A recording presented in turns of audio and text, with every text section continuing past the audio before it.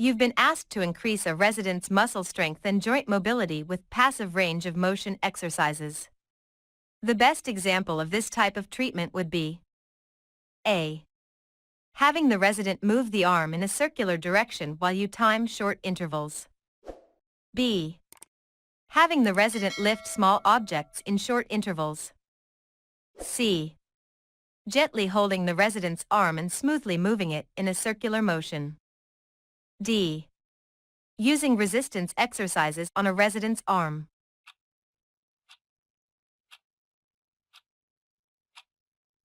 The correct answer is C. Gently holding the resident's arm and smoothly moving it in a circular motion. Passive range of motion exercises are those performed on someone unable to voluntarily move limbs on their own. The other options assume the resident can move on their own. Using proper body mechanics is essential to avoiding injuries. The muscles most prone to injury are those in the A. Neck, B. Back, C. Arm, D. Leg.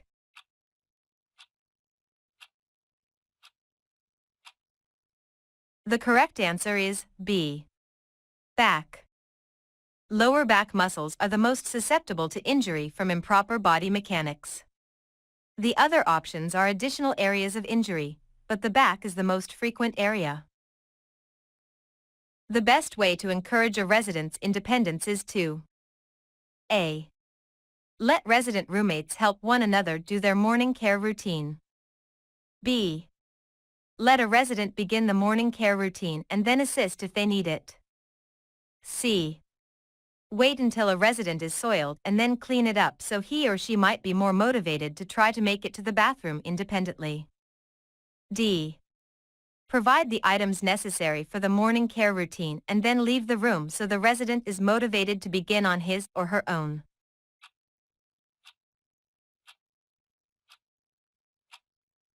The correct answer is B. Let a resident begin the morning care routine and then assist if they need it. The nursing assistant needs to let the resident have some duties on his or her own, but still be ready to assist with some of the more difficult tasks. The other options could be considered neglect.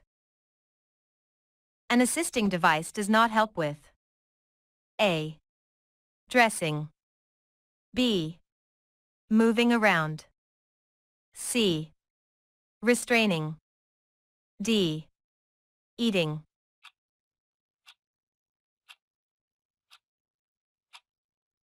The correct answer is C.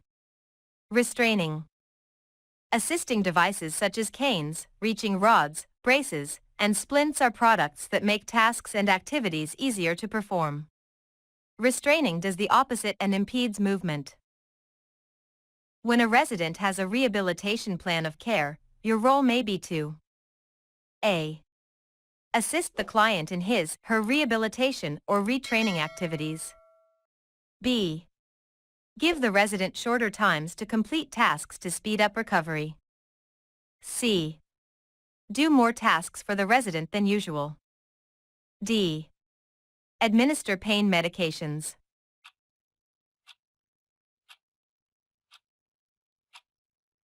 The correct answer is A. Assist the client in his/her rehabilitation or retraining activities. Rehabilitation plans are to help residents regain the ability to do tasks they were able to do before being disabled. This may involve retraining old skills or introducing new ways of doing things to return functioning to normal as much as possible. Helping clients with transferring, exercising, and other rehab activities are within the CNA scope of practice. CNAs can assist residents with a rehabilitation plan. They cannot create the rehabilitation plan. That is the responsibility of other professionals, such as the PT, OT, PTA, and CODA. Administering pain medications, decreasing what a resident does, or pressuring them to hurry on a task are not appropriate responses. The definition, nursing interventions that promote the resident's ability to adapt and adjust to living as independently and safely as possible, best describes A. Occupational nursing. B. Restorative nursing. C. Therapeutic nursing. D. Proactive nursing.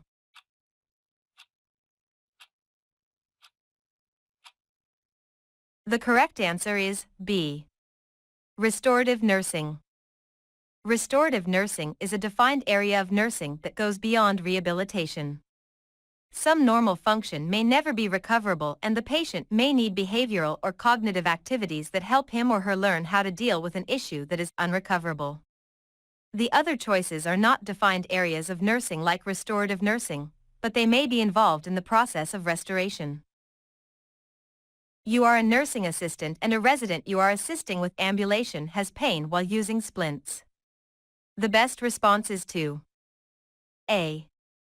Notify the charge nurse promptly. B.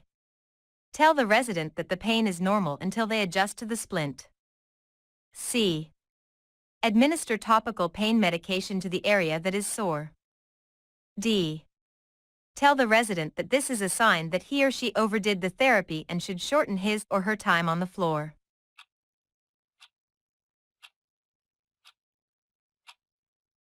The correct answer is A. Notify the charge nurse promptly. If the resident is experiencing pain using a splint, the charge nurse should be told promptly because there may be a more serious issue that needs attention. A nursing assistant should not encourage working through the pain, changing the prescribed amount of time on the floor, or administer any medications without consulting with the charge nurse and other members of the resident's healthcare team. One of the residents you care for is seeing a physical therapist. You've been asked to follow up with some range of motion activities. Which of these is the best term for this type of care? A. Emotional and mental care. B. Hygiene care. C. Restorative care. D. Spiritual and cultural care.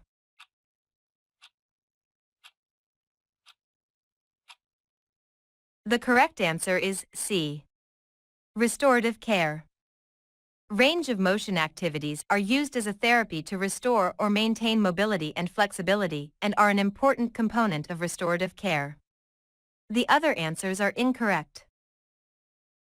Restorative care can help prevent complications that develop due to immobility, such as constipation, contractures, pressure sores, and A. Dry skin. B.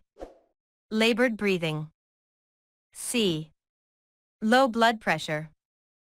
D. Blood clots.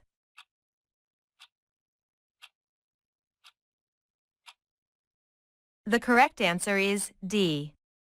Blood clots.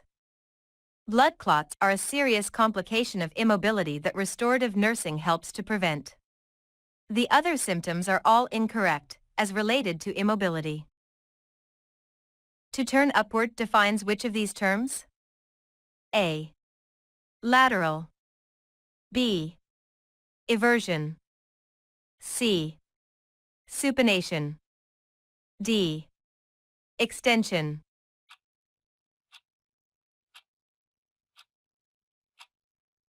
The correct answer is C. Supination. Supination is the proper term for turning upward.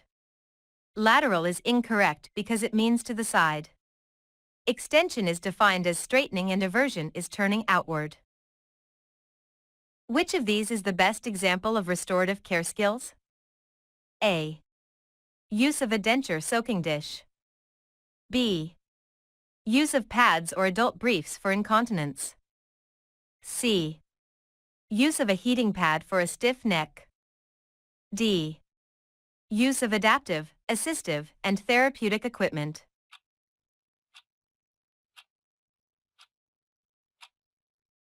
The correct answer is D. Use of adaptive, assistive, and therapeutic equipment. The best answer is adaptive, assistive, and therapeutic equipment because the ultimate goal of restorative care is to promote or maintain optimal independence. The other items may be used routinely for care but would not be the best answer for restorative care. Why is the knowledge of common disease processes and conditions important to restorative care? A. Knowledge of disease processes and conditions can affect what kind of care management is appropriate. B. All of these are correct. C. Disease processes and conditions may impede progress. D. Disease processes and conditions affect body system functions, and it relates to the resident's aptitude for success with restorative care.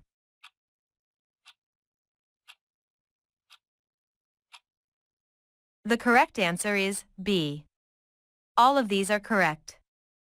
All of these statements are correct and are important reasons for knowing disease processes and conditions. What is the correct medical term for muscle wasting? A. Shrivel. B. Hypoxia. C.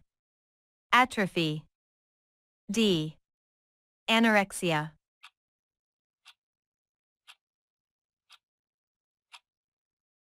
The correct answer is C. Atrophy.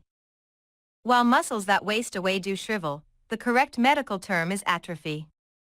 Anorexia is an abnormal loss of appetite and hypoxia is a deficiency of oxygen reaching the tissues. What does the term PROM stand for? A. Position reversing motion. B. Positive range of motivation. C. Passive range of motion. D. Positioning references on machines.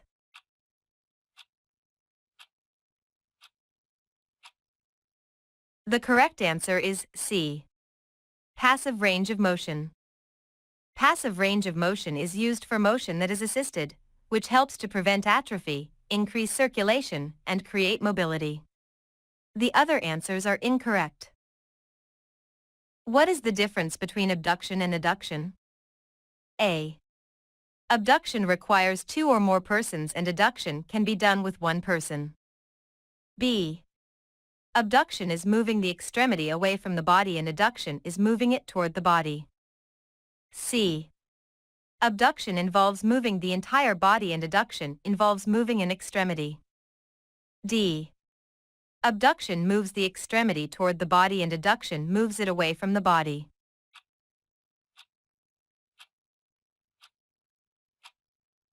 The correct answer is B.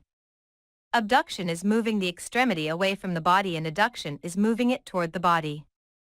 Abduction is moving an extremity away from the body. Adduction is moving it toward the body. The other answers are incorrect.